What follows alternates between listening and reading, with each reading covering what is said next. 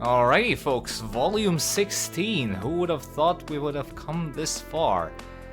Anyway, yes, let's get going with this volume, and as you can hear from my tone, I'm not the most enthusiastic person at the moment, because we are starting with some new Blue Eyes support, which, yeah, I already alluded to that in one of my specially dedicated Blue Eyes videos.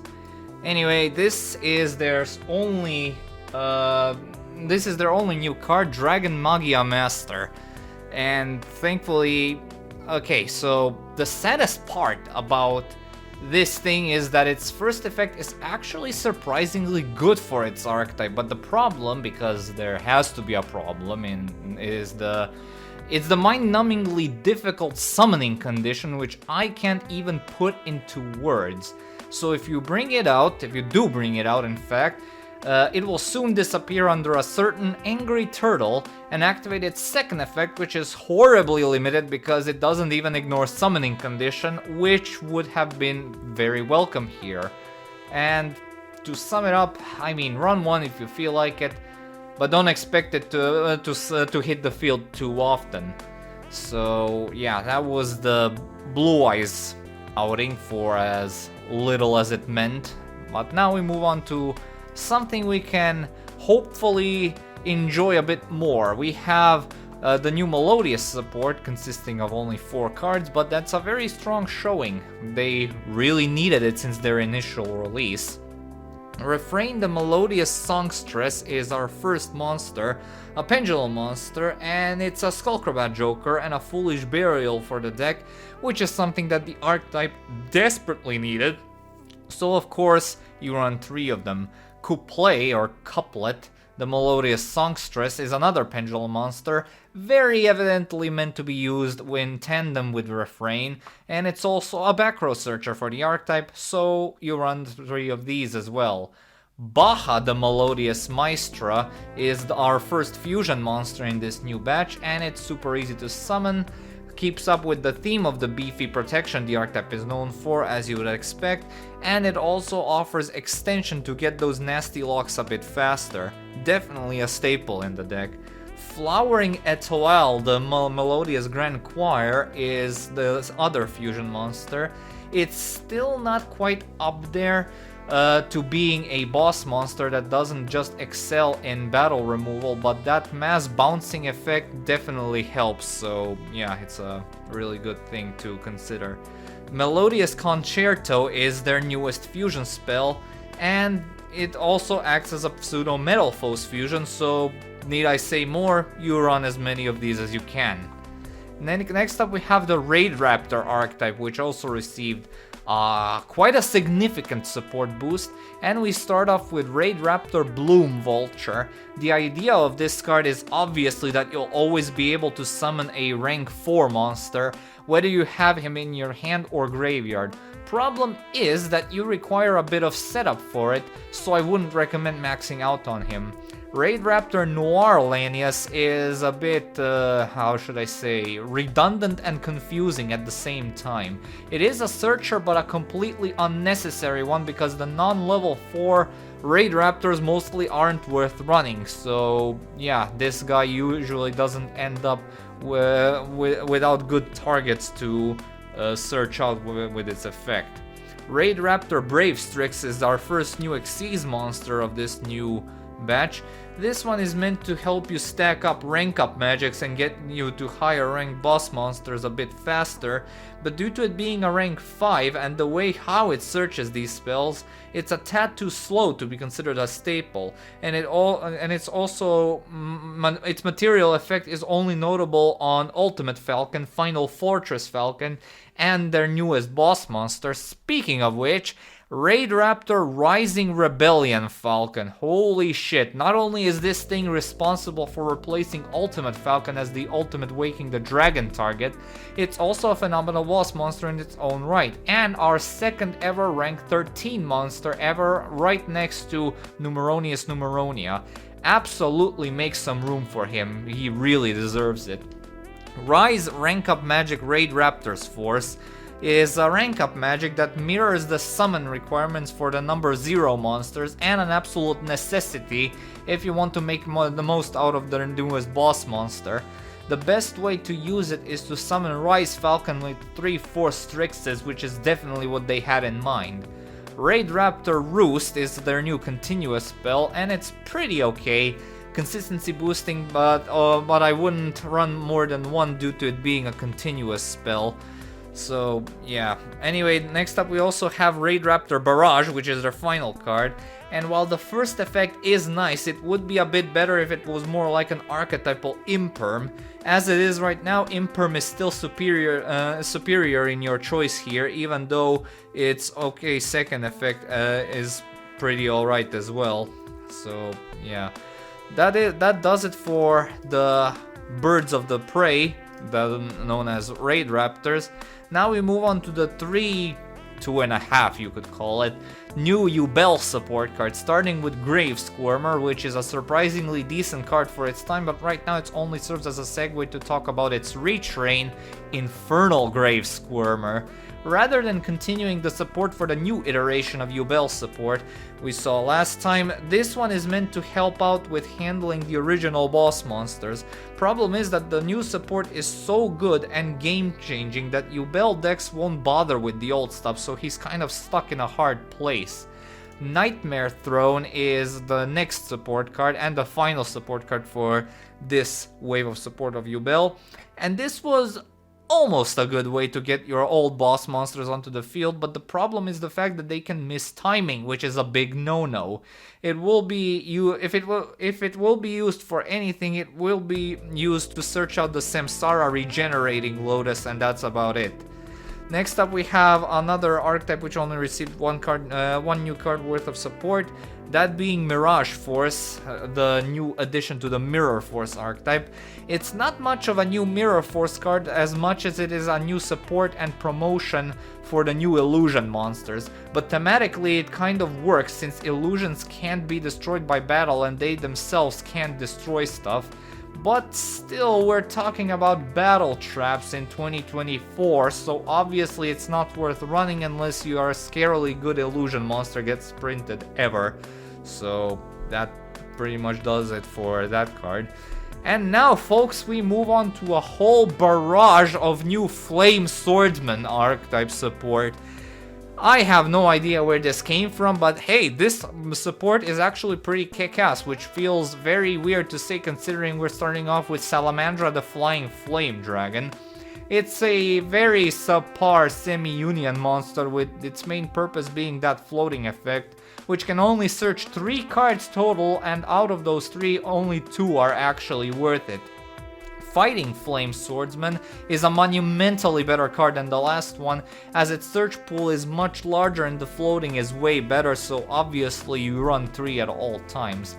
Mirage Swordsman, okay, so this thing only exists to be marginally better than the original Mirage Knight with the same floating effect as its anime version. Next, Fighting Flame Dragon, our first extra deck monster, and yeah, absolutely positively run 3 of these at all times. It's an instant fusion target, and the fact that it's an equip its equip effect also works from the graveyard is an absurd plus, and it definitely makes it a staple of the deck. Ultimate Flame Swordsman further backs up that claim. There's a lot to love about this card, except for the freaking fact that it requires the OG Flame Swordsman as material. I really wanted this to, well, like, this is a weird take. If it required any Fire Warrior monster as material, then this would become a ban-worthy tech choice in Infernobles. But if it required any Flame Swordsman monster, it would still... I honestly would have preferred like that, because I would personally would have loved if they ditched the whole reliance on the OG Flame Swordsman being needed for these kinds of things.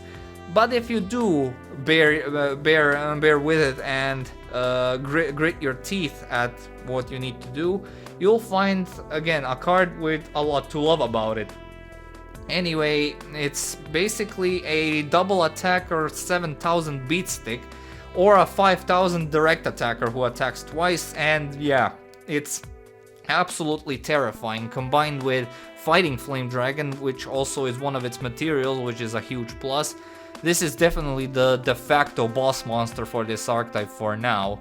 Salamandra Fusion is, okay, as a fusion equip spell, just when you thought you've seen it all, it could have been leagues better than it is right now.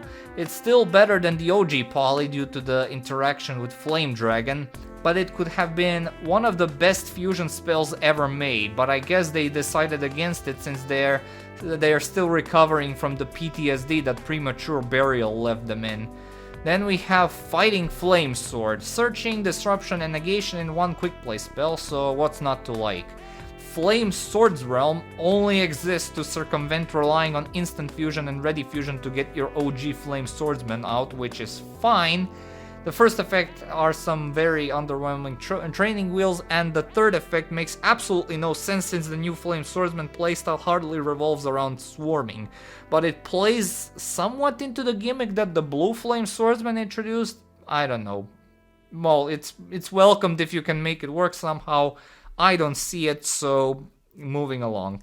Salamandra with Chain is some okay disruption, but I would like it a bit more if its fusion effect didn't blow the monster up during the end phase, because then it would be a premier fusion card for the deck instead of the equip spell.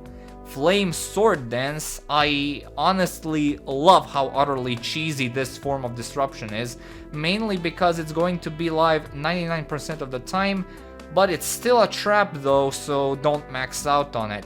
And that was the Flame Swordsman archetype. I honestly was surprised to see this much effort and dedication put into an archetype that was barely treated as an archetype up until now. So yeah, honest to God respect towards whoever advocated for this archetype. I'm genuinely interested to see how this archetype will evolve in years to come. Next up we have another archetype with only one card worth of support, those being Earthbounds with Earthbound Fusion. It's another card meant to help with the Earthbound's new Synchro Fusion mishmash, but now it does it in quick play form. Run any number of these. And now we move on to another very chunky section, with the series of cards revolving around all the stuff that was basically used by Yugi in his semi-final and final duel of the series, the one against Bakura and Atem in Season 5. We start off with Marsh Macaron. Then yeah, this 2016 retrain of Marshmelon is only being brought up for the fact that I just mentioned now because of the legacy support. Other than that, he's way too slow for the modern game to be of any use. The OG Marshmelon, outside of being the star focus of the occasional stall strategy, has no potential uses nowadays, so we'll be moving on to its other retrain, Marshy Marshmelon. I get the idea that this thing is trying to streamline the effect of the OG card and its very clunky support and its very clunky support card all in once, which we'll get into later. But you still need to control another specific card to do it, and it's meant for stall strategy, which isn't this new wave's game plan at all. So it's kind of unreliable in a sense. Silent Magician Zero. Again, we have a card that's meant to streamline the effects of the original Silent Magician monster and the retrain, but once more it relies on a specific card to do so, and the opponent drawing cards, which is something you seriously don't want to let happen all willy-nilly. So yeah, careful with this one. Silent Swordsman Zero is next up on the chopping block, and it's still not perfect, but this one is so far the best out of all of these, because that targeting protection is quite nice actually, especially for a level 4 monster, so yeah, this one's alright. Tricolor Gadget is a searcher for the main card this new sub-archetype revolves around, as well as back row that mentions it, which is neat, and the trap card that it floats into is a bit gimmicky, but we'll get to that soon. Gaia's Gandora, the Dragon of Destruction, is next up, and next to Flame Swordsman, this one is also quite good. A very easily accessible field nook is always great to have around, and this one does the job really well. Marshmallow Glasses is the clunky Marshmallow support card I mentioned earlier, and yeah, it wasn't used even in Marshmallow's prime, so just ignore it. Gold Sarcophagus is the generic card searcher we all know and love, which is still limited to this day, despite being a bit too slow in some standards, and its retrain is the card that this whole new series revolves around, so let's talk about it. Gold Sarcophagus of Light. For its intended use it's great, and its last effect even mimics its anime effects somewhat, but I would still prefer the OG Sarcophagus because of its generic utility. Silence Towards the Future is okay. I get that they really want to give us a card which mimics the anime version of Card of Sanctity, and while this one is better than the previous card that attempted this, the fact that the draw happens during the battle phase is supremely annoying and too slow to be used for any notable combos. Turn Silence, like the Swordsman himself, this card is a bit better than the Magician one, not to mention that its disruption can be quite nasty under the right conditions. Ties of Friendship is something that is, I get it that it's supposed to be a parallel or a semi-retrain of Ties of the Brethren, tailor-made for this series of cards, of course, but like with Gold Sarcophagus, the original card still has a massive edge over this if used right. Then their last card is Stronghold the Hidden Fortress, and it's a gimmicky little last resort option you can experiment with if you have some space in your deck. Certainly better than the card it's based on, but not by much. Okay, now we have a little marathon of cards which have only one, of archetypes that only receive one card worth of support, and we're starting with Winged Kuriboh level 6. This thing is even more of a gimmick than level 9 rather than a useful piece of support. But hey, at least it's easily searchable, so I guess it's not that bad if you want to experiment with it. Next up is Code of Soul, which is absolutely freaking phenomenal. It's more at home with Salamangrates rather than Code Talkers, but you can still run a few of them in Code Talkers and not go wrong. Salamangrates though would absolutely hack off a limb just to run 4 if they could. The only downside is that you can't search it with Bonfire. That's a major crime there. White Sword, freaking love that pun. And aside from the clever pun in its name and the effect, this guy continues the legacy of Skull Servants having little to no bad support since their debut in the caveman era of Yu-Gi-Oh! The only semblance of a downside is that it's a light attribute instead of a dark, but that's all. Maybe it could be a reference to Light Sworns, I don't know. Anyway, next up we have an archetype which received 2 cards worth of support, those being Junks. First one being Junk Mail. And yeah, Revolution Synchron or Glow Up Bulb this ain't, so needless to say, don't even bother with this one. The name's fitting, I guess. Junk Dragonlet is the other support card, and much like the previous monster, this thing feels like it was designed 10 years ago and only now given print, so just ignore it. Next up we have 2 more one-card wonders. First one being the Photon archetype with Photon Delta Wing. Simply put, this thing doesn't do jack shit for photons in any conceivable way, but it's a magnificent card for stall strategies due to being a 1-card battle phase lockout, which is funny to pull off, honestly. Next up we have the Supreme King archetype with Supreme King Zark's Synchro Universe. It looks like Zark might be getting Winged Dragon of Ra treatment here, that he will be getting a bunch of different cards which slowly and awkwardly restore its anime effects. And this one is a very good example. Run by preference, but do note that it's not as explosive or indestructible as the OG monster. Anyway, next up we have a whole plethora of new Ancient Gear support, which is also quite lovely like the Flame Swordsman support. The first one being Ancient Gear Commander. This one's heart is in all the right places, and it's even a machine dupe target, but here's the thing, its utility relies on you already having Tribute Fodder on the field. While machine dupe helps, it's still an unsearchable, a non-archetypal card, but you should still consider running 3 of these despite the fact that its effect not being live most of the time. There is a spell card that helps out with said effect, but again, you shouldn't you should always consider that it's not going to be available all the time. Next up is Ancient Gear Tanker. This one is also pretty nice, especially since it also ignores summoning condition when it's doing all its summonings. And I would appreciate the battle boost also affecting slightly bigger pool of monsters, because some of the monsters you would want to be you want this thing to be affecting don't mention the OG golems, so they don't end up being affected at all. Their last main deck monster is Ancient Gear Dark Golem, and this one, at the cost of losing the piercing battle damage, Dark Golem became a very welcome retrain of the OG Golem, unlike Ultimate Pound, with a slight downside of its name not always being treated as the original Golem. Otherwise, this would be a straight replacement, I could assure you.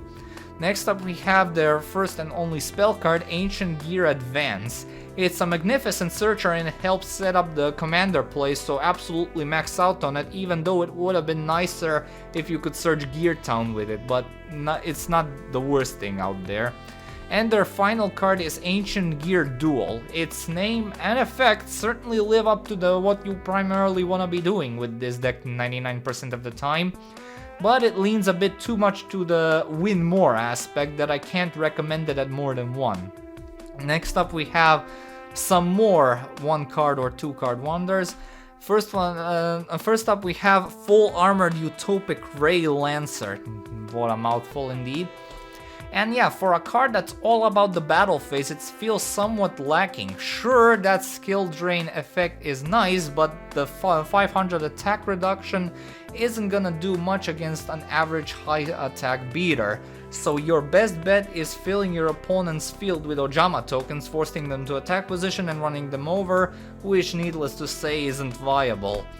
Next up, we have another fellow Xyz monster from the number series, and we finally have all 4 of the fake numbers in the game finally, with number 1 Infection Buzz King finally getting printed.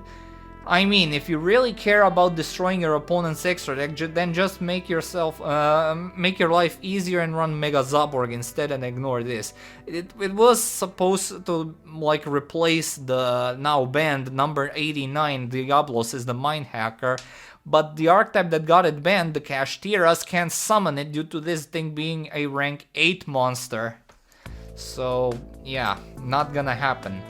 And the last 2 archetypes have 2 cards each. The first one being the Gate Guardian archetype, didn't expect to see them so soon on this series, with the very old Dark Guardian, which is definitely an improvement over the anime version, I gotta give him that, but that's like saying that the Persona series is an improvement over the Pokemon series.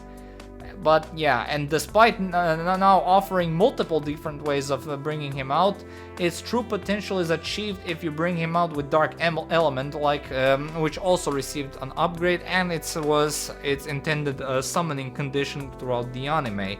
Dark Element is a normal spell which can put onto the field any Gate Guardian monster now, ignoring its summoning condition. And it also recycles the 3 main Gate Guardian pieces with its graveyard effect, so naturally you run 3 at all times. And the last archetype to be featured here is the most recent archetype so far on Archetype analysis, that being the Memento archetype, with Mementolan Twin Dragon based on Twin-Headed Thunder Dragon. It's a fusion which requires 2 Memento monsters, and it's a pretty kick-ass monster, I gotta say. Both as a semi-boss monster and as a setup tool, definitely worth running a couple of these. And of course, obviously, their fusion spell is the last card we'll be taking a look at for today's video, Mementolan Fusion. It's a bit awkward of a name, I know, but the fact that you can only activate this thing during the main phases is supremely annoying. But as far as the rest of it goes, it does its job reasonably well, and its second effect is handy as well. Alright, and that does it for the Archetype Rematch Volume 16. So yeah, can't wait to see what other stuff we'll be looking at Volume 17 whenever we get to that, approximately like 3 months after this video. So yeah, hope you guys enjoyed this showing. I personally really loved the new Flame Swordsman stuff. From how much of an abysmal start they had to see them turned into a almost as good as Archetype as Lunalights is simply like staggering in all the right ways. But yeah, anyway, I have another video to shoot, so I should wrap this up quickly. And that video is, of course, the part 18 of my Persona 5 Tactical Let's Play, so be sure to catch that if you haven't. So anyway, thank you all so much for watching. Stay tuned for more videos, and updates. Have yourselves a great day, and I'll see you all next time.